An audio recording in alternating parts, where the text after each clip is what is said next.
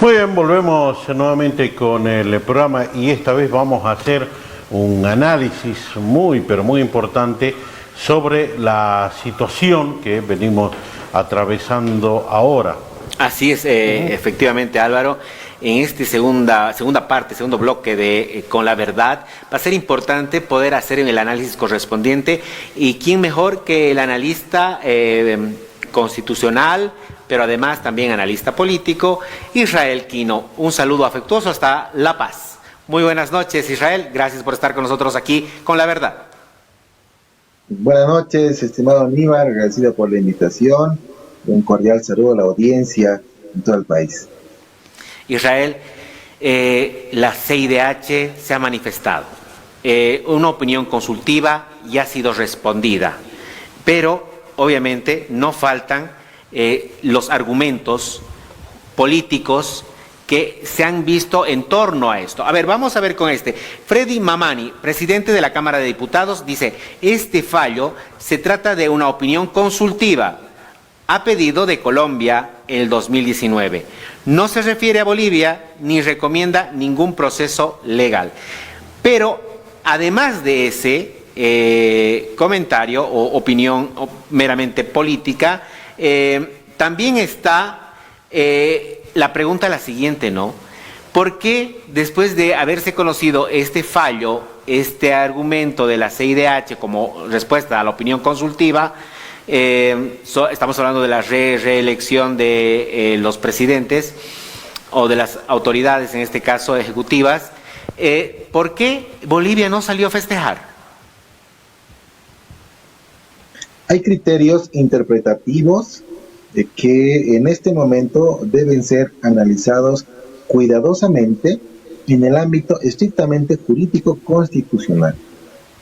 Esta opinión consultiva no es un fallo, no es una resolución de la CIDH, es una decisión, ¿no?, por supuesto obligatoria y vinculante, porque nuestra Constitución así lo permite, además, en tanto y cuanto el reconocimiento de la supranacionalidad de la norma, esto es, hacer vinculantes todos los instrumentos y tratados internacionales en materia de derechos humanos por encima de nuestra Constitución. La pregunta esencial, Aníbal, es ¿cuándo, cómo y bajo qué herramienta o instrumento jurídico?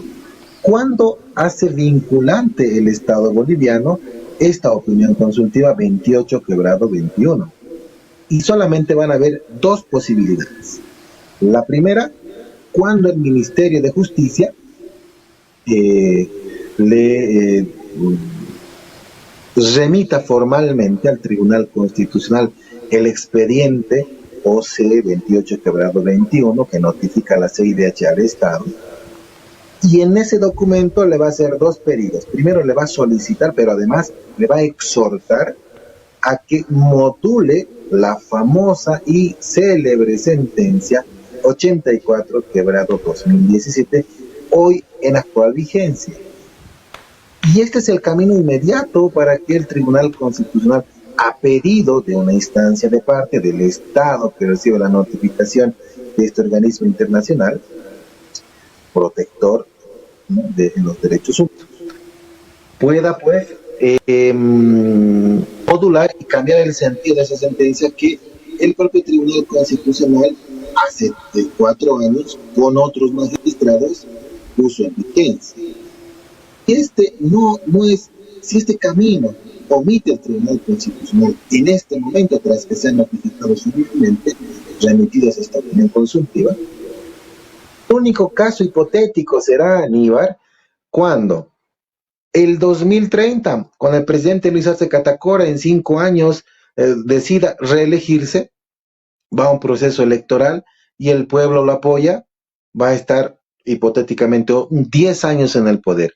Y en 10 años, 2030, si quiere ir a una tercera reelección, lo que prohíbe la Constitución, entonces ahí consultará al Tribunal Constitucional si lo puede hacer. Momento en el que recién el Tribunal Constitucional dirá, había una opinión consultiva el año 2021, ahora sí cambiemos el entendimiento y modulemos la sentencia 84/2017 e impidamos la tercera reelección.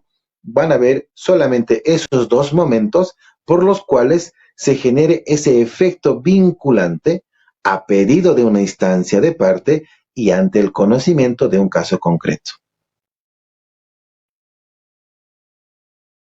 ¿Ha salido el pueblo a festejar?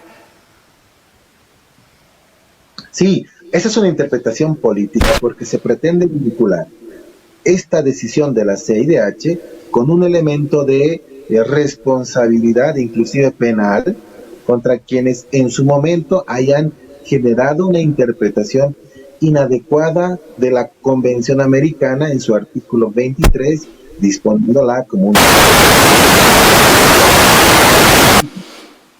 Ahora, ¿Coincido, Níbar? Sí. No, termina, por favor, Israel, por favor, termina. Sí, coincido en que esa interpretación fue, por supuesto, irregular, ¿no? Porque además había lo que se llama en teoría constitucional, y es muy nuevo, es una tesis nueva, Aníbal, la cosa juzgada constitucional. Los resultados del referéndum de consulta popular de la reelección, cuyo 21 de febrero del año 2016, el pueblo boliviano le dijo no a la modificación del 168 y a la reelección indefinida. Estando vigente esa cosa juzgada constitucional, el Tribunal Constitucional de ese entonces interpretó de manera inadecuada. Tiene momento la población y los actores políticos en particular, ¿no? Genera una posición diferente a un entendimiento estrictamente jurídico constitucional y pretenden generar unas decisiones y manifiestos políticos fuera de cualquier contexto jurídico, intentando generar responsabilidades penales o posibilidades de enjuiciamiento. No tiene nada que ver una opinión consultiva, porque no caso contra el Estado habría presuntamente vulnerado un derecho. Es una recomendación y hoy es parte de la jurisprudencia internacional que mañana o pasado, no solamente en Bolivia, sino en otros estados como el caso de Nicaragua u otros gobiernos en los cuales los sistemas presidencialistas permitan reelecciones, ¿no? Van a adoptar y vincular la opinión consultiva en todos los países miembros de la región en la OEA. No es en el caso particular boliviano, porque la opinión consultiva es general. Si fuera, como están manifestando algunas voces, Níbar, tendría nuestro Estado y nuestro Tribunal Constitucional que las anteriores 27 opiniones consultivas, porque esta de la resolución es la 28, tendría inmediatamente que vincular ordenamiento jurídico y generar efectos vinculantes, lo que Israel, no ocurre. Permíteme, por favor. Entonces, para las personas que estaban diciendo, para algunos incluso ex presidentes, incluso políticos, que se han manifestado diciendo que le debería hoy hacer un proceso a Evo Morales, a los magistrados, a los vocales que dieron viabilidad a esa repostulación que obviamente hoy es cuestionada y obviamente hoy limita por parte de la opinión consultiva.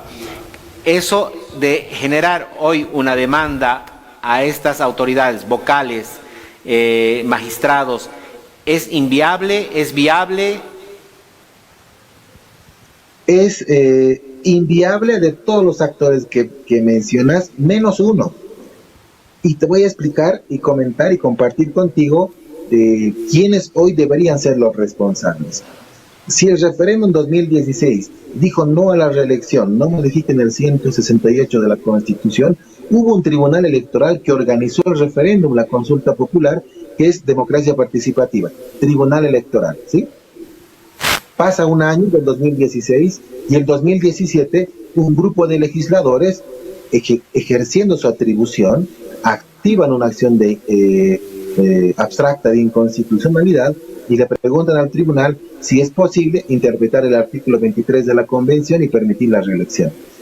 3 meses después, el Tribunal Constitucional dice sí, puede haber reelección indefinida, ¿no? La sentencia 84-2017.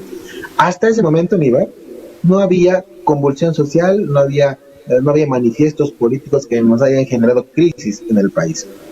Pasa 2 años, y el año 2019, cuando se convoca elecciones, ¿no? Más de 150 millones de bolivianos en organizar un proceso electoral que luego fue anulado, ¿no? Ese mismo tribunal electoral que organizó ese referéndum del 2016 dice, postulantes a la presidencia, inscríbanse. Y el Movimiento al Socialismo, como otras agrupaciones, Comunidad Ciudadana, el señor Chi, ¿no? Todos aquellos inscriben a sus postulantes. Y ese tribunal electoral, conociendo la cosa juzgada constitucional del referéndum del 21 de febrero de 2016, que ese mismo tribunal organizó, habilitó una candidatura. Hasta ahí, con la habilitación, bien. Pero 6 meses después de la habilitación de las candidaturas, ¿no? Cuando se celebran las elecciones en octubre, este mismo tribunal electoral, y aquí tú identificarás cuál es el detonante de la crisis política, cómo emerge la crisis política, cuando ese tribunal electoral, ¿no? genera, entre otras dudas, una interrupción en el conteo. Interrupción, Níbar, que hoy día, tanto el informe de la OEA, hace meses se han hecho conocer en la semana, y la pericia de la Universidad de Salamanca, tienen un elemento coincidente. En lo único que coinciden ambos informes es en lo siguiente. Salamanca dice que entre los hallazgos que han encontrado, dice, existen acciones negligentes en la administración del proceso. Nos dijo en la auditoría, detectamos acciones dolosas. Como fuere que le llamen estas dos instituciones, detectaron irregularidades en la administración del proceso electoral que generó malestar social, que generó manifiestos de los colectivos organizados en todo el país, que produjo una crisis política, irrupción y quebrantamiento del orden constitucional, asunción de un mando irregular, vulneración de derechos humanos y muertes en el país. ¿Cuál es el detonante? Ese proceso electoral mal administrado. Y si tú me preguntas quiénes son los responsables, te acabo de describir en quienes sí debería caer la responsabilidad por haber originado una crisis política donde al fin y al cabo hemos contabilizado y lamentado 37 decesos en el país. Esas ex autoridades electorales del Tribunal Supremo y de todos los tribunales departamentales, porque ni siquiera han resguardado la cadena de custodio de las ánforas. Ahí se genera la convulsión social y toda la historia que conocemos. Perfecto. Entonces ya prácticamente está respondido, ¿no? Pero ahora surge otra pregunta. Y desde las redes sociales, el ciudadano se ha manifestado con relación cuánto repercute esta respuesta a la de la opinión consultiva de la CIDH a lo que está pasando actualmente la exmandataria Áñez, Janine Áñez. ¿Cuánto repercute en su proceso? No tiene nada que ver, son cuerdas totalmente diferentes. La señora ex senadora Áñez está siendo procesada por conspiración, terrorismo y otros delitos, ¿no?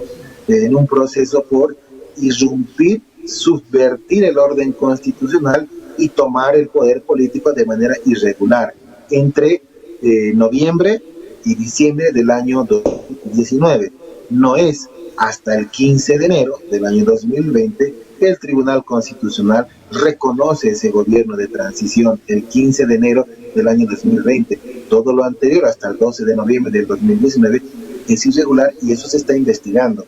Y esta opinión consultiva no le sirve en nada en el proceso penal, porque una opinión consultiva respecto a la CIDH no puede generar, ¿no?, una suerte de interferencia en un procesamiento debido en el ordenamiento jurídico procesal penal interno. Lo que sí, Níbar, va a generar una trascendencia en la responsabilidad penal de la señora Áñez es lo que vamos a conocer mañana, el informe de la GIEI que va a ser presentado a horas 10 a 11 de la mañana. Se ha convocado un acto del Banco Central aquí en La Paz y se va a hacer público este informe de expertos internacionales respecto a los sucesos generados entre noviembre y diciembre del año 2019. Ese documento puede servir, sí, ¿no?, de manera instrumental como un indicio de prueba por demás técnico en la proposición acusatoria de los juicios de responsabilidades contra la señora Áñez o en el proceso ordinario que en este momento le sigue. Suele surgir esta pregunta, ¿no? Por el hecho de que todo el mundo dice, pero todo surgió como consecuencia de que alguien se quería, no sé si es el término perpetuar en el poder, pero tal vez el más idóneo, es decir, que alguien quería repostular y repostular, a pesar de que la Constitución decía que no, a pesar de que un 21F decía que no, a pesar de que hoy la opinión consultiva ha manifestado también que no. Entonces, hay un inicio, ¿no? Hay algo donde nace todo esto, porque seguramente ni siquiera Bolivia lo hubiera conocido a Yanine Áñez si es que no se hubiera manifestado en su reelección el señor Evo Morales, ¿no? Es correcto, Dímar, y coincido contigo. La señora Áñez se tropezó con el poder juntamente al grupo de personas que tomaron transitoriamente el poder público el año 2019 y parte del 2020. Y el origen, y ahí hay que también ser claros, ¿no?, un error político del expresidente Morales, intentar ir en contra de la voluntad popular, en contra del voto del soberano que lo llevó 14 años al poder. Esta interpretación, probablemente en ese momento muy ligera, no fue debidamente dimensionada, porque el pueblo, Bolívar, se cansa. Y cuando el pueblo es sabio, y el pueblo te dice, estuvo 14 años expresidente Morales, lo felicitamos, alternancia en el poder, que otro ocupe el poder. No le dijeron por la derecha o la izquierda, porque existen otras personas que alternen. Si el señor Evo Morales hubiera esperado 5 años en no ir a un proceso eleccionario, en otros 5 años hubiera vuelto más fortalecido para gobernar otros 10. Pero ese error en el cálculo político ha tenido un alto costo, ¿no?, para el propio sistema político de la izquierda que hoy retomó el poder y tiene una oportunidad histórica de cambiar la historia, reconciliar a los bolivianos entre las derechas, izquierdas, pititas, no pititas, cualquiera que fueran las convicciones ideológico-políticas, que hay que respetarlas, por supuesto, y entre las mayorías y las minorías generar complementariedad democrática, ¿sí? Y allí vamos a poder proyectarnos a ese denominado y famoso vivir bien a partir de nuestra nueva Constitución. Y eso es lo que debe primar de parte de nuestras autoridades. Perfecto. Israel, te voy a pasar también con mi compañero Álvaro Leitón, que también seguramente te tiene que hacer una consulta. ¿Cómo le va, Rafael? Un gusto saludarle, Israel. Un gusto saludarle. Ahora bien, ante la situación y la respuesta que ya ha dado una institución magna, pues ahora, ¿qué le queda al país y qué le queda a nuestras autoridades ahora ante esta situación? Cumplir, Álvaro, porque las decisiones, así sean consultivas, que emanan de la CIDH por nuestra nomenclatura constitucional, y les voy a señalar y compartir 3 artículos que son claves para entender la vinculatoriedad, ¿no?, de estos tratados internacionales en materia de derechos humanos. El artículo 13 de la Constitución, que nos habla de la progresividad del reconocimiento de derechos humanos, derechos más favorables. El artículo 256 respecto al reconocimiento de tratados internacionales en materia de derechos humanos, y el 410 de nuestra Constitución, que nos dice que toda norma internacional en materia de derechos humanos que reconozca derechos más favorables se aplican de manera preferente por encima de nuestra Constitución, ¿sí? Y por ello, al emanar esta opinión consultiva, que está por encima de nuestra Constitución, porque interpreta la Convención Americana de Derechos Humanos, está por encima de la Constitución, y además protege y tutela, y además genera jurisprudencia de derechos humanos, tiene que vincularse al Estado, por encima de nuestra Constitución, por encima de nuestro ordenamiento jurídico boliviano. Y por supuesto el Estado está obligado a generar esa obligatoriedad y vinculatoriedad de esta decisión de la CIDH, pero será en dos casos hipotéticos que lo mencionábamos de manera inmediata luego de la notificación del Ministerio de Justicia o cuando se presente el caso concreto. Pero no se puede eludir una responsabilidad al respecto. Si lo contrario sería desconocer el propio mandato de la Constitución Política del Estado. Ahora bien, esto se tendría que mantener ¿por cuánto tiempo? Porque hay gente que pregunta, ¿no? Y mucha gente recién empieza a empañarse más en esta situación. Esto, como dices vos, estaría por encima de la Constitución y esto daría lugar a ¿qué tiempo para poderle responder a la gente? Sí, mira tú, cuando existen fallos, porque la opinión consultiva no es un fallo, no es una resolución, es una decisión, está por debajo de ese rango jurídico. Pero cuando existen fallos de la Corte Interamericana que detecta vulneraciones de derechos y además establece una forma de reparar, ¿no?, el daño material o inmaterial a una persona a la que se le haya violado un derecho humano, no determina plazos, ¿no?, en razón de la reparación de ese daño, ni siquiera en fallos de la CIDH. Eso generalmente el Estado vulnerador negocia, dialoga con la víctima y ve la forma en la que materializa, ¿no?, esa reparación del daño. Generalmente puede ir entre 6 meses a un año, tal vez un poco más, ¿no?, pero entra en un diálogo, ¿no?, de reparación, ¿no?, a la víctima, en casos de fallos y resoluciones. En casos de opiniones consultivas no hay plazo. No podemos decir nos notifican en el mes de agosto y en septiembre debe cambiarse las sentencias constitucionales. En absoluto, no hay plazo. ¿Por qué razón?